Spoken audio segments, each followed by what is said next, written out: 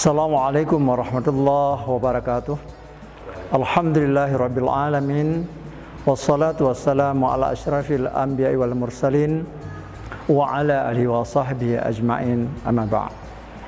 Hadirin rahimakumullah, pertama-tama marilah kita panjatkan puji dan syukur kehadirat Allah Subhanahu wa taala.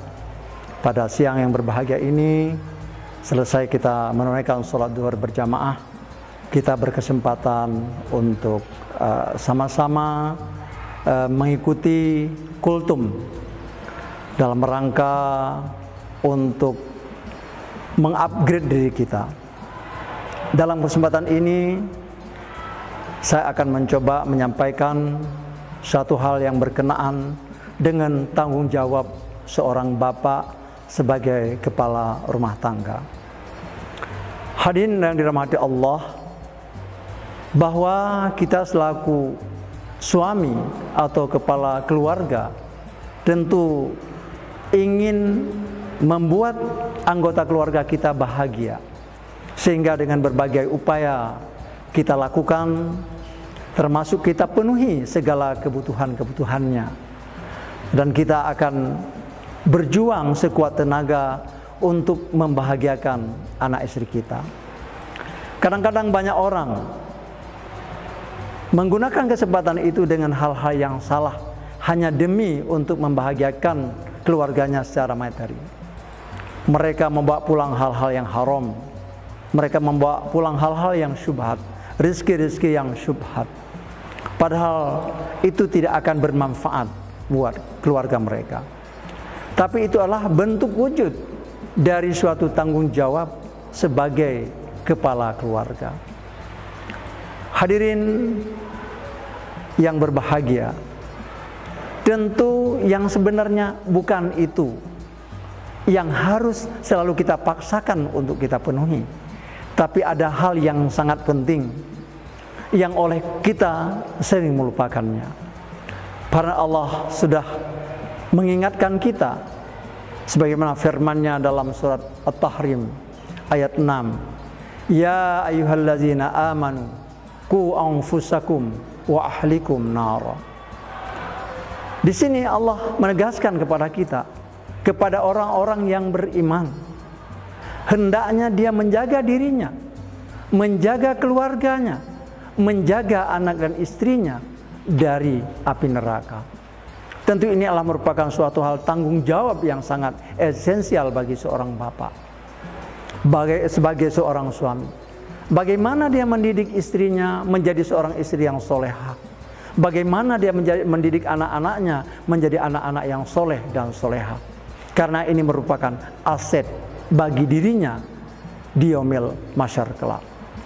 Ingat oleh kita semua bahwa semua ini, anak dan istri kita ini adalah tanggung jawab kita.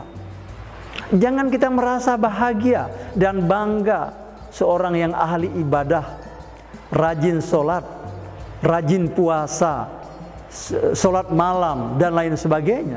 Tentu itu tidak semuanya bermanfaat bagi kita manakala anak dan istri kita tidak kita didik sebagaimana mestinya.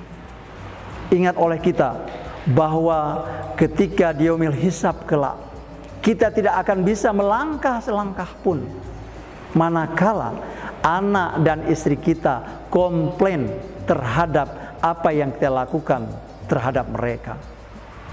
Pada saat itu ada seorang hamba yang dia setelah diperiksa oleh Allah Subhanahu wa taala, diperiksa amalnya, dan dia akan menjadi ahli surga.